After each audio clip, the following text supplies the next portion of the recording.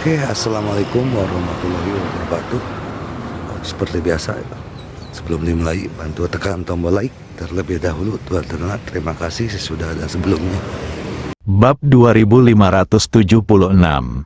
Hanya ada satu tujuan, Tuan Gua King Feng menghirup udara dingin. Setelah merasakan bahwa Li Fugui masih memberikan tekanan, dia buru-buru berteriak, "Apakah tidak cukup bagiku untuk memanggilmu? Dasar bajingan sialan, cepatlah bantu aku, kakek Qiandong." Pada saat penguasa Gua King Feng hendak kehilangan nyawanya, Li Fugui tiba-tiba merasa kakinya kosong. Tunggu sampai dia melihat ke bawah. Tanpa diduga, seluruh kakinya terbenam dalam ke tanah. Tanah di bawahnya tampak berubah menjadi rawa. Pasir dan batu dari segala penjuru menyapu ke arah kakinya. Pada saat yang sama, pemimpin Sekte Elang Langit, yang melindungi saudari Ming dan Hua Duo tidak jauh dari sana, menyadari ada sesuatu yang tidak beres. Dia buru-buru berteriak kepada Li Fugui, "Tuan Lembah Li, ini buruk. Anda harus segera mundur. Penguasa Seribu Gua telah mengambil tindakan." Hati Li Fugui menegang. Dia dengan cepat mengecilkan tubuhnya, mengalirkan energi vitalnya, dan terbang ke udara. Ketika ia melayang di udara dan kembali menatap tanah, ia tidak menyangka bahwa tanah yang baru saja berubah menjadi pasir hisap telah kembali ke bentuk semula. Hal yang paling penting adalah, Tuan Gua King Feng yang baru saja diinjaknya telah menghilang tanpa jejak. Lihat situasi ini, Li Fugui tak kuasa menahan diri untuk mengumpat ke tanah. "Dasar bajingan, kalau kalian punya nyali, keluar saja dan temui aku sekarang, jangan bersembunyi di bawah tanah."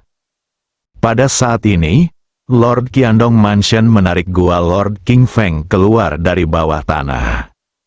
Keduanya mendongak dan mengikuti Li Fugui di langit. Tuan rumah Qiandong yang pendek itu berkata kepada Tuan Gua King Feng di sebelahnya sambil tersenyum, "Bajingan, kau benar-benar mempermalukan kami, 72 peri iblis, ya kan? Anak berambut kuning di depanmu ini tampaknya baru berusia sekitar 20 tahun, bagaimana mungkin kau tidak sebanding dengannya?" Tuan Gua King Feng masih tenggelam dalam keterkejutan yang baru saja dialaminya dan belum sadar. Menghadapi ejekan dari penguasa istana Qiandong, dia hanya menghela nafas dengan tidak senang dan berkata, "Jangan bicara omong kosong di hadapanku. Jika kamu memiliki kemampuan, pergilah dan kalahkan dia sekarang." Tuan rumah Qiandong tersenyum licik. Dia mendongak dan melambaikan tangan ke arah Li Fugui. "Anakku, turunlah sekarang. Bagaimana kalau kita bertanding-tanding?" Li Fugui mencibir dan berkata kepada penguasa istana Qiandong, "Jika kamu memiliki kemampuan, mengapa kamu tidak terbang dan kita bertarung di udara?" Penguasa istana Qiandong adalah orang yang rendah hati, dan dia berkata kepada Li Fugui, "Anakku, kemampuan bertarungku di udara tidak begitu bagus, jadi aku tidak akan naik. Kamu harus turun, dan kita akan bertarung dengannya selama 300 ronde di bawah tanah." Li Fugui juga bertindak seperti penjahat, terbang di udara dan berkata kepada penguasa istana Qiandong, "Jika memang begitu, mari kita saling mengawasi dan membuang-buang waktu." Penguasa Qiandong Mansion tampak sedikit tidak sabar dan berkata, "Anakku, siapa yang mau membuang waktu denganmu di sini? Jika kamu ingin bertarung, turunlah dan bermainlah denganku sekarang. Jika kamu tidak ingin bertarung denganku, lupakan saja, aku masih harus pergi ke gunung."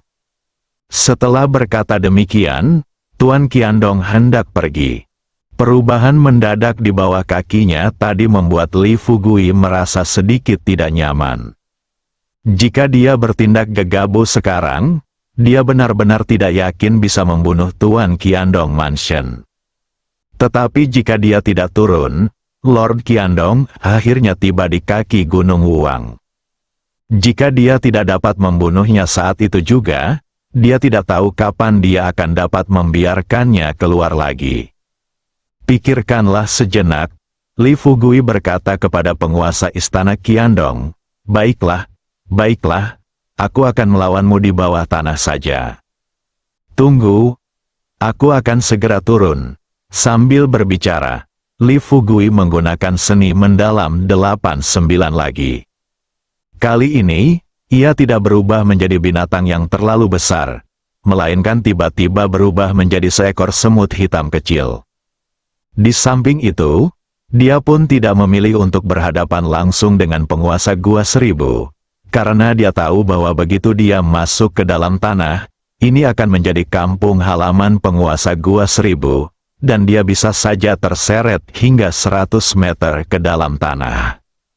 Saat itu, saya khawatir kita bahkan tidak perlu menggali kubur untuknya. Jadi, setelah berubah menjadi seekor semut kecil, ia mendarat di kepala Tuan Qiandong Mansion dan mencengkeram sehelai rambut dengan kedua tangannya. "Tikus pencuri, aku datang. Aku sekarang berada tepat di atas kepalamu. Ayo, bermainlah sesuka hatimu. Hari ini aku akan menemanimu." Tuan Qiandong juga tercengang. Dia juga tidak menyangka Li Fugui akan menggunakan cara yang tidak tahu malu seperti itu untuk menghadapinya. "Ulurkan tanganmu." Dia meraba-raba ke arah asal suara itu. "Wah, kalau kamu punya kemampuan, keluarlah. Ayo kita bertarung langsung dan lihat siapa yang lebih kuat. Sekarang kamu bersembunyi di atas kepalaku seperti ini, kamu." Li Fugui mencengkeram rambut pria itu erat-erat dan tertawa terbahak-bahak. "Haha, dasar pencuri, kau menyuruhku turun saat aku berada di udara, dan sekarang saat aku turun, kau malah mengatakan aku tidak tahu malu. Apa yang terjadi? Apakah kau mengatakan semua kebenaran? Sudah kubilang, aku akan terus mengawasimu hari ini. Mulai sekarang, aku akan ikut kemanapun kamu pergi. Bukankah kamu bilang kamu tidak ingin membuang waktu denganku? Tapi aku ingin terus membuang waktu denganmu." Tuan rumah Qiandong perlahan-lahan menjadi mudah tersinggung. Dia mengubah dirinya menjadi seekor tikus seukuran sepatu dan memancarkan cahaya keemasan. Saat menundukkan kepala, dia mengebor langsung ke tanah keras di bawah kakinya. "Anakku, tidakkah kau ingin tetap berada di atas kepalaku? Baiklah, hari ini aku akan masuk 1000 meter ke bawah tanah dan mencekikmu sampai mati." Li Fugui tidak kenal takut. Dia perlu bernapas. Namun sang penguasa 1000 gua juga perlu bernapas. Belum lagi, dengan kekuatannya saat ini, dia tidak akan mati bahkan jika dia tidak bernafas selama beberapa menit, apalagi beberapa hari. Tapi sekarang agak tidak nyaman untuk terus berada di kepala orang lain. Saat lawan menerobos tanah, dia memanfaatkan situasi dan mencapai perut lawan.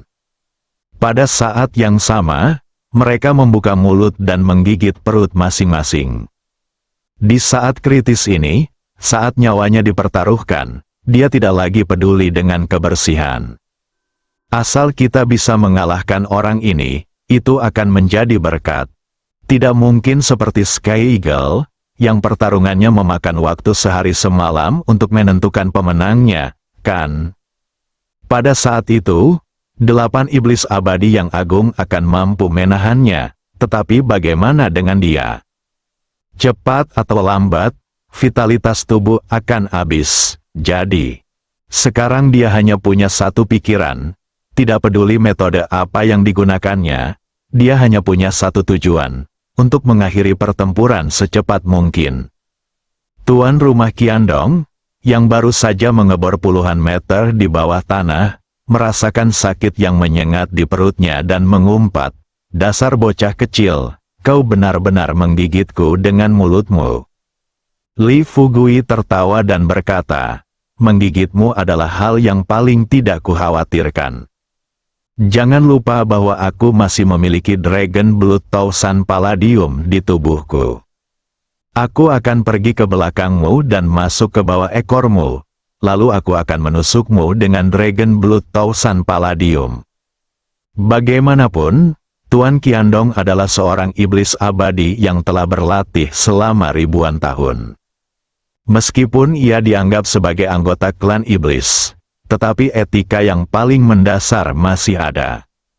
Sebelum dia bertarung dengan Li Fugui, dia tidak pernah menyangka kalau cara yang digunakan anak ini bisa begitu keji dan tidak tahu malu. Setelah mendengar perkataan Li Fugui, bagaimana mungkin Tuan Qiandong Mansion berani menerobos tanah dan terus masuk lebih dalam ke bawah tanah? Dia pertama-tama menjepit ekornya. Kemudian dia mengutuk Li Fugui dengan keras. Anakku, sebagai manusia, bagaimana mungkin kau menggunakan trik yang hina dan tak tahu malu seperti itu? Jika kau berani menusukku dengan darah naga 1000 Palladium hari ini, aku akan memakanmu hidup-hidup.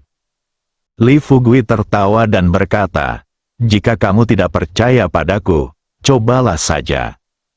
Ngomong-ngomong, aku sudah mulai merangkak di bawah ekormu. Penguasa istana Qiandong merasa ketakutan, berada di bawah tanah. Dia ingin masuk lebih dalam, tetapi dia takut Li Fugui benar-benar akan merangkak di bawah ekornya. Maka akan sangat sulit baginya untuk keluar dari tanah. Namun jika Anda tidak turun, Anda harus keluar dari tanah. Begitu di darat, efektivitas tempurnya akan sangat berkurang. Sambil berpikir seperti ini, penguasa istana Qiandong menarik napas dalam-dalam dan memarahi Li Fugui. Anak kecil, jika kamu punya kemampuan, jangan lakukan hal-hal tercela dan tak tahu malu ini. Li Fugui menjawab dengan serius, apa maksudmu dengan bisnis yang hina dan tak tahu malu? Haha, seperti kata pepatah, perang adalah tentang tipu daya. Aku hanya bersaing denganmu sekarang, tidak peduli metode apa yang aku gunakan. Yang penting aku bisa membuatmu menyerah. Lagi pula, kau pengecut pengkhianat, kau menolak untuk melawanku di darat, dan sekarang kau merangkak di bawah tanah dan bersikeras membuat masalah denganku di sini. Sekarang aku menggunakan metode ini untuk mengobatimu. Tetapi kau menyalahkanku dan mengatakan bahwa aku melakukan sesuatu yang tercela dan tidak tahu malu. Secara logika, kau telah memanfaatkanku.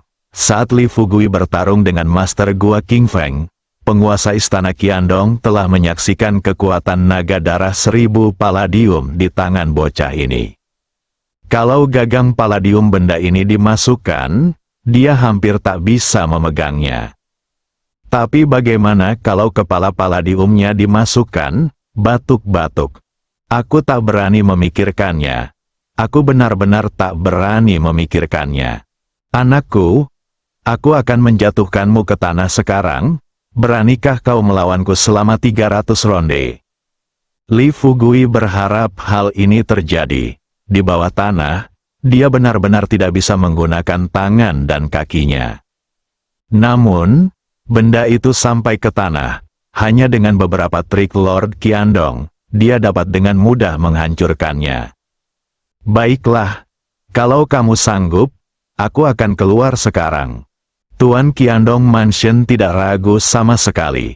Dia berada di bawah tanah bagaikan seekor ikan di dalam air, dan tiba-tiba muncul dari dalam tanah.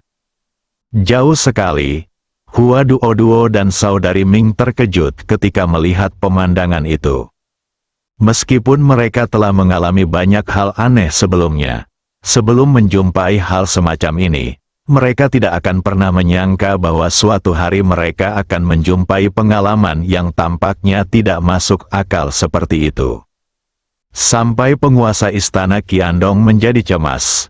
Hua Duo bertanya kepada saudari Ming dengan sedikit gelisah, Saudari Ming, apakah menurutmu Fugui dapat mengubah bahaya menjadi keselamatan? Kakak Ming berkata dengan serius, jangan khawatir, Duo, Fugui adalah orang terpilih. Dia pasti bisa mengubah bahaya menjadi keselamatan. Tanpa diduga, pemimpin elang langit di sampingnya menghela napas dan berbisik, "Kuharap begitu. Kau tahu, ada total 8 peri iblis di Gunung Wuang, dan sejauh ini hanya 2 yang muncul. 6 peri iblis lainnya belum muncul." Suster Ming tampak tenang, tetapi telapak tangannya sebenarnya penuh keringat. "Ya, setan dan peri lainnya belum muncul.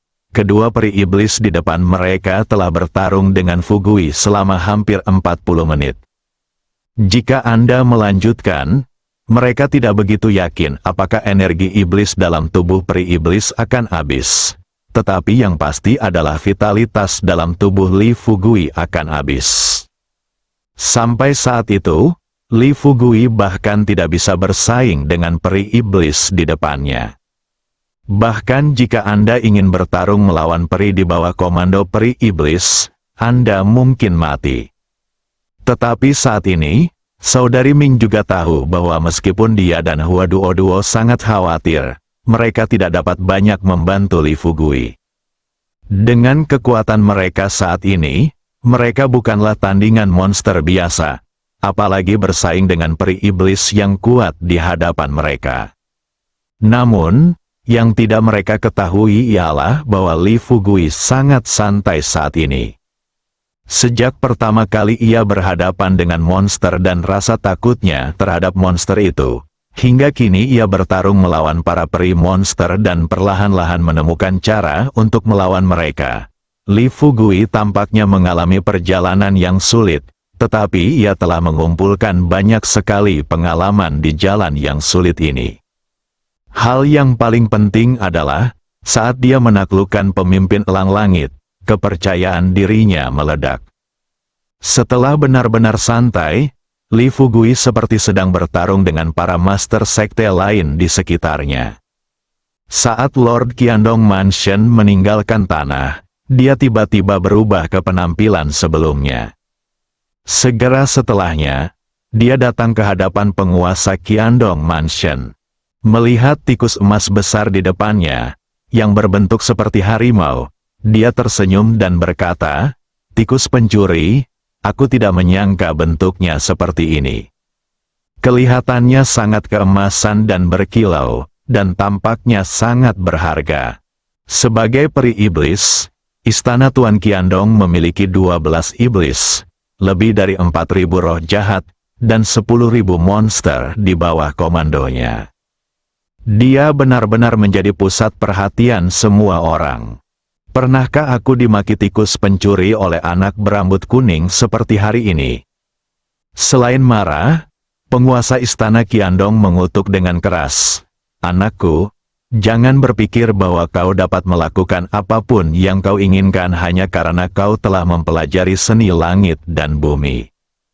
Hari ini, aku akan memberitahumu bahwa penggunaan seni langit dan bumi yang kau gunakan terhadap penguasa Gua King Feng mungkin efektif. Tetapi jika kau ingin menggunakan seni langit dan bumi ini terhadapku, aku khawatir kau hanya berhayal." Setelah mendengar ini, Li Fugui berkata sambil tersenyum, "Dari apa yang kamu katakan, sepertinya selain seni mengendalikan langit dan bumi, sepertinya aku tidak tahu seni sihir lainnya." Penguasa istana Qiandong mencibir dan berkata, "Kalau begitu aku ingin melihat apa lagi yang kamu ketahui hari ini." Li Fugui sama sekali tidak sopan, dia mengikutinya ke depan. Dia tersenyum pada penguasa istana Qiandong dan berkata, "Sekarang perhatikan baik-baik." Berbicara tentang, Li Fugui mengedarkan energi vital dalam tubuhnya. Lalu tanpa melafalkan mantra apapun, dia langsung menggunakan seni mendalam 89. Dalam sekejap mata, ia kemudian mengubah dirinya menjadi seekor kucing belang dengan tubuh seperti kuda Nil. Berdiri di depan istana penguasa Qiandong, Li Fugui bertanya sambil setengah tersenyum, "Tikus pencuri, apakah menurutmu aku bisa mengalahkanmu sekarang?" Tuan Qiandong jelas tercengang. Dia menatap Li Fugui dengan mata terbelalak, dan berkata dengan kaget, "Anakku, kamu..." Sebelum Li Fugui sempat menyelesaikan ucapannya, dia sudah menjulurkan cakarnya dan mencengkeram bagian atas kepala penguasa istana Qiandong, lalu menyeringai dan berkata, "Dasar tikus pencuri, masih berani memanggilku bocah kecil." Penguasa istana Qiandong merasa ketakutan, sekalipun dia seorang iblis abadi yang telah berlatih selama ribuan tahun. Tetapi orang yang berdiri di depannya sekarang, setelah berubah menjadi kucing belang, memiliki penekanan garis keturunan pada dirinya. Ditambah dengan vitalitas yang kuat dalam tubuh orang ini, hanya dengan menekan cakarnya dengan ringan di atas kepalanya sudah cukup untuk membuatnya merasakan ketakutan yang tak tertandingi. Selain merasa takut, Tuan Qiandong menarik napas dalam-dalam. Dia mengangkat kepalanya dan menatap Li Fugui dengan hati-hati. Li Fugui menatap ke bawah ke arah penguasa istana Qiandong di bawah kakinya dan bertanya, "Tikus pencuri, apa yang kau lihat? Ayolah, bukankah kau bilang kau ingin mengalahkanku? Aku memberimu kesempatan sekarang.